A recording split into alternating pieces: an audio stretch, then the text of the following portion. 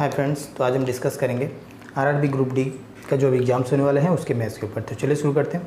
तो दोस्तों यहाँ देखोगे फर्स्ट जो क्वेश्चन है, if the number 23583 a and then b, ठीक है, इज़ कम्प्लीटली डिविजिबल बाई किससे हो रहा है अभी 80 से, then the value of a minus b ये क्या होगा, ये आपसे पूछ रहा है। इंपॉर्टेंट क्वेश्चन पूछे जा सकते हैं एग्जाम्स में।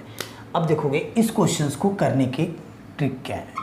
तो ये जो नंबर डिवाइड हो रहा है किससे कम्प्लीटली 80 से, तो 80 का इस तरह से फैक्टर निकल, यहाँ 0 है तो इसे आप लिख सकते हो 10 और ये 8 इंटू हो गया आपका 10 करोगे तो 80 मिलेगा, ठीक है। तो दोस्तों कोई भी नंबर अगर कम्प्लीटली डिवाइड हो अगर 0 से, तो उसका जो यूनिट डिजिट होगा नंबर का वो क्या होना पड़ेगा, 0 ही होना पड़ेगा। तो ये तो कंफर्म हो गया कि यहाँ 0 है, तो ये जो b है ना यूनिट डिजिट, ये क्या हुआ आपको 0 होना ही पड़ेगा, तभी जाके कंप्लीट डिवाइड होगा। ये तो क्लियर। तो b का वैल्यू दोस्तों आपको मिल गया है 0। अब बचा आपके पास 8।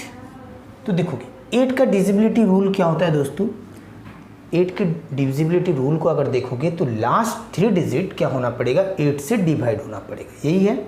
या फिर बोल सकते हो लास्ट 3 जीरोस होना पड़ेगा, ठीक है ना। तो यहाँ देखोगे लास्ट 3 डिजिट यहाँ से लेते हैं, 3a and then b, 3ab। तो ये तो 3 है, b को हमको पता चल गया ये 0 होगा, ठीक है। b तो आपको पता चल चुका हुआ है कि 0 होगा। बचा आपके पास a। तो a क्या रखोगे यहाँ पे कि ये 30 के, अब यहाँ देखोगे अब यहाँ कुछ भी रखोगे तो 8 से अगर डिवाइड करोगे तो 8 के टेबल में 30 के आसपास क्या आता है, 8 4 जा 32। तो अगर हम यहाँ पे 2 रख दें तो अब ये देखोगे अब ये कंप्लीट डिवाइड हो जाएगा ना 8 से, तो a के प्लेस में दोस्तों क्या होगा 2 को रखेंगे हम, ठीक है। तो अब ये नंबर अब यहाँ 2 और 0 पुट कर दोगे तो चेक करोगे 80 से ये क्या हो जाएगा, कंप्लीट डिवाइड हो जाएगा। ये तो क्लियर हो गया। तो अब आपसे पूछा है a माइनस बी का वैल्यू क्या होगा, तो 2 माइनस 0 करोगे तो क्या होगा 2 ही होगा। तो आंसर हो जाएगा ऑप्शन नंबर फर्स्ट। दोस्तों नेक्स्ट क्वेश्चन को देखते हैं। क्वेश्चन नंबर 2 यहाँ दिया हुआ है, if rupees 750 is divided into 3 parts, 3 parts में डिवाइड कर रहे हैं, x y and then z, such that x minus 5 and then ratio में दिया हुआ है y minus 10 and then z minus 15 is equals to, ये रेशियो दे दिया हुआ है, ठीक है। देन आपसे पूछ रहा है कि find the share of y। Important question, कैसे करोगे इस क्वेश्चन को, तो दोस्तों ध्यान दोगे यहाँ पे। सबसे पहले क्या करेंगे, जब भी रेशियो का सम होता है तो हम लोग क्या लेते हैं, कुछ कांस्टेंट लेते हैं। तो यहाँ x y z है तो हम इसे ले लेते हैं k। तो देखोगे x minus 5 is equals to 5k, y minus 10 is equals to 4k and then z minus 15 is equals to 3k। Clear हो गया। अच्छा, अब इन तीनों को, क्योंकि ये जो 750 जो है ये किसका शेयर, तीनों में डिवाइड करेंगे ना, तो तीनों को अगर प्लस करेंगे, तीनों का शेयर, ये एक का शेयर है, एक का शेयर, ये एक का शेयर, तीनों को अगर प्लस कर दोगे तो फिर क्या होगा 750 के इक्वल ही होगा, है ना, क्योंकि पैसा तो यही है। तो हमारे पास में x क्या आएगा भाई, ये हो गया, देखो x minus 5 is equals to 5k, so x is equals to 5k plus 5। इसी तरह से y के लिए क्या होगा, y के लिए हो जाएगा दोस्तों, अब 10 उस साइड गया तो प्लस होगा 4k and then plus 10 and then z is equals to, देखोगे तो क्या होगा 3k प्लस हो जाएगा 15। इन तीनों को प्लस करोगे तो ये किसके बराबर होगा, 750 के इक्वल होगा। तो प्लस करोगे तो क्या होगा 5 4, ये हो गया 9 प्लस 3 12 के एंड देन प्लस ये हो गया कितना 15 और इधर हो गया 15 यानी 30 इज इक्वल्स टू हो गया 750 सॉरी। अब इसको माइनस कर देंगे तो ये क्या हो जाएगा 720, 12 से ये गया 6 टाइम्स और ये 0, 60 यानी k का वैल्यू मिला दोस्तों 60। अब आपसे पूछा किसका है, शेयर किसका फाइंड करना है, k का। तो k क्या है 4k प्लस 10। तो अब देखोगे 4k यानी 60 इंटू 4 करोगे तो 240 और प्लस 10 कर दो यानी कितना हो गया 250 रुपीज़। तो इस क्वेश्चन का करेक्ट आंसर होगा 250 रुपीज़। ऑप्शन में देखोगे ऑप्शन नंबर हो जाएगा दोस्तों फर्स्ट करेक्ट। तो नेक्स्ट क्वेश्चन है क्वेश्चन नंबर 3। यहाँ दिया हुआ है a/3 is equals to b/4 is equals to c/7, ठीक है। एंड देन आपसे पूछ रहा है कि a plus B plus C divide by C का वैल्यू क्या होगा। ऐसे क्वेश्चंस को कैसे सॉल्व करोगे देखोगे। तो यहाँ अगर k अगर हम एज्यूम करते हैं तो a इज इक्वल्स टू क्या होगा 3k, और याद रखोगे दोस्तों b equal to 4k, c equal to 7k। जब भी जो फाइंड करना होगा रेशियो में हो तो हम k एज्यूम नहीं करेंगे तो भी विद इन सेकंड आंसर को फाइंड कर सकते हैं। कैसे देखोगे, e प्लस बी प्लस सी, यहाँ क्या है 3 4 एंड देन 7, प्लस कर देते हैं इसको तीनों को, तो ये कितना हो गया 14, एंड देन डिवाइड बाई सी, कितना है भाई 7, कैंसिल कर देते हैं इसे 2, यानी आंसर हो जाएगा दोस्तों 2।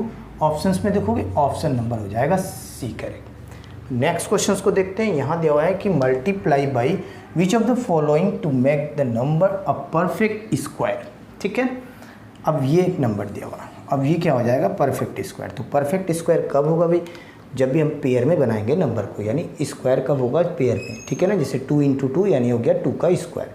तो इसे भी क्या करोगे, अब ब्रेक कर लेते हैं।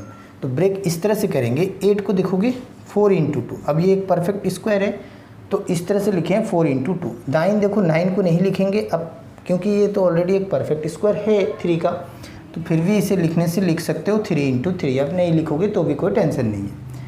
इंटू 10 को लिख सकते हो 5 इंटू 2। देखो अब 11 तो अब ये एक प्राइम नंबर है तो इसे ब्रेक नहीं कर सकते हो तो 11 ही रखो। इसे लिख सकते हैं 4 इंटू 3। अब देखो इसमें कौन कौन सा पेयर बन चुका हुआ है, स्क्वायर नंबर है, चेक करेंगे। तो ये हो गया 4 स्क्वायर है परफेक्ट स्क्वायर, ये भी है परफेक्ट स्क्वायर, आपसे पूछा भी है परफेक्ट स्क्वायर ही, तो ये मिलकर भी परफेक्ट स्क्वायर है। अब बचा क्या आपके पास, अब देखोगे ये 2 और ये एक 2, ये दोनों मिलकर आपस में क्या बन जाएंगे परफेक्ट स्क्वायर। अब बचा कौन कौन सा, इसको देखना आपको। ये एक 5 लिख लेते हैं क्योंकि और तो 5 आपको दिख नहीं रहा, एंड देन इनटू ये एक 11, और क्या चाहिए, और एक 3 चाहिए, यही है ना। इन तीनों को मल्टीप्लाई कर दो और आंसर हो जाएगा, क्योंकि इस अगर ये नंबर अगर हम इससे मल्टीप्लाई कर दें तो ये फिर क्या बन जाएगा परफेक्ट, क्योंकि उसका फिर हमें पेयर मिल जाएगा। तो ये हो जाएगा 11 5 जा 55, 55 इंटू 3 करोगे तो 165। तो इस क्वेश्चन का आंसर होगा 165। ऑप्शंस में देखोगे ऑप्शन नंबर आपको दिख रहा है सी करेक्ट। तो दोस्तों नेक्स्ट क्वेश्चन है क्वेश्चन नंबर 5। यहाँ देखो दिया हुआ है if x is equals to 2 plus root 3 then find the value of x square plus 1 by x square. तो जब भी याद रखोगे दोस्तों x square plus 1 by x square का वैल्यू आपसे पूछे तो आपको क्या चाहिए, x प्लस 1 बाई एक्स का वैल्यू आपको चाहिए। कैसे चाहिए ये देखोगे, x प्लस 1 बाई एक्स का होल स्क्वायर करोगे एंड देन माइनस 2 कर दो, क्योंकि अब देखोगे a प्लस बी का होल स्क्वायर करोगे तो क्या होगा a स्क्वायर प्लस बी स्क्वायर जो कि है यहाँ पे, एंड देन प्लस 2ab आएगा, तो उसे माइनस करने के लिए एक माइनस 2ab लेना होगा। तो ये रेसिप्रोकल में तो ये क्या होगा कैंसिल हो जाएगा, प्लस 2 आएगा और एक माइनस 2 रख दिए तो ये क्या हो गया, इसको ब्रेक करोगे तो यही मिलेगा आपको। ये तो क्लियर। तो अब हमें क्या किसका वैल्यू चाहिए, x प्लस 1 बाई एक्स का वैल्यू फाइंड करेंगे यहाँ से। x इज इक्वल्स टू है 2 प्लस ये हो गया आपका रूट 3।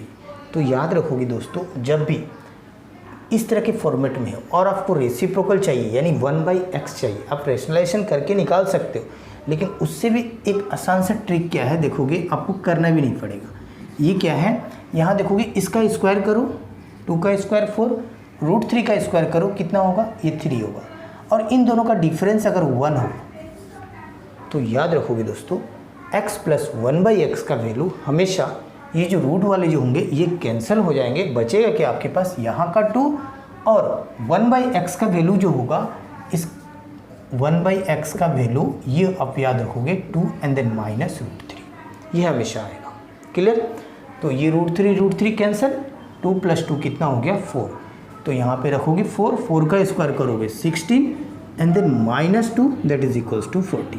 तो आंसर हो जाएगा दोस्तों 14। ऑप्शंस में देखोगे ऑप्शन नंबर हो जाएगा सी करेक्ट। तो नेक्स्ट क्वेश्चन को देखते हैं। नेक्स्ट क्वेश्चन दिया हुआ है the product of the 2 coprime numbers is 119 then find the LCM। अब आपको फाइंड करना है LCM। अब यहाँ दिया हुआ है सबसे पहले कोप्राइम। तो कोप्राइम नंबर क्या होता है ये आपको पता होना पड़ेगा। तो देखो कोप्राइम नंबर, अब जैसे 2 नंबर सपोज A और B 2 नंबर है और इन दोनों का अगर HCF 1 है तो ये कैसे नंबर होंगे, कोप्राइम नंबर होंगे। और अगर इस दोनों नंबर का अगर हम LCM अगर फाइंड करें दोस्तों, और ये कोप्राइम है, तो क्या होगा, A इंटू बी ही होगा, क्योंकि दोनों को आपको मल्टीप्लाई ही करना पड़ेगा तभी जाके LCM मिलेगा। तो ये तो कंसेप्ट क्लियर। अब आपसे पूछा क्या है कि the product of the two coprime number is, ये दे दिया हुआ है 199, यानी दो नंबर है, इन दोनों का प्रोडक्ट दे दिया हुआ है कितना, 119 के इक्वल है। देन फाइंड देयर LCM आपको फाइंड करना है। तो LCM क्या होता है, यही होता है ना, product of the two number, ठीक है, जो कि गिवन है 119। तो आंसर भी हो जाएगा 119। ऑप्शंस में देखोगे ऑप्शन नंबर हो जाएगा बी करेक्ट, ठीक है। तो दोस्तों आज मैंने प्रैक्टिस सेट नंबर 4 को डिस्कस किया। नेक्स्ट वीडियो में प्रैक्टिस सेट नंबर 5 को डिस्कस करेंगे। तब तक के लिए जय हिंद।